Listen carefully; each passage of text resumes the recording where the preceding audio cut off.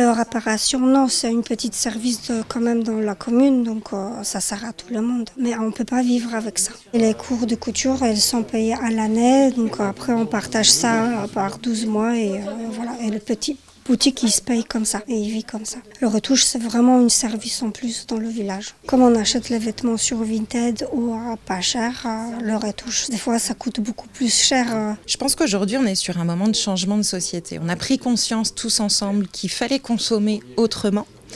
On a une vraie difficulté pour le consommateur, c'est qu'il ne sait pas forcément à qui s'adresser.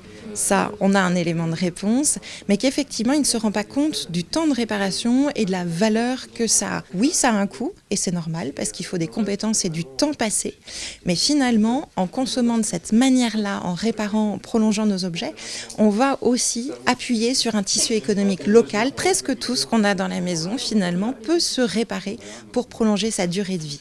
Et si jamais ce n'est pas le cas, les matériaux peuvent être réutilisés pour créer un autre objet et lui donner une seconde vie. Les artisans dans le Maine-et-Loire, ils sont au nombre de 17 500, parmi lesquels on trouve environ 200 réparateurs. C'est un label qui est porté par le réseau des chambres de métiers et de l'artisanat, un label qui vise à permettre aux consommateurs de trouver ceux qui ont la compétence et la disponibilité pour réparer tous nos objets du quotidien près de chez eux.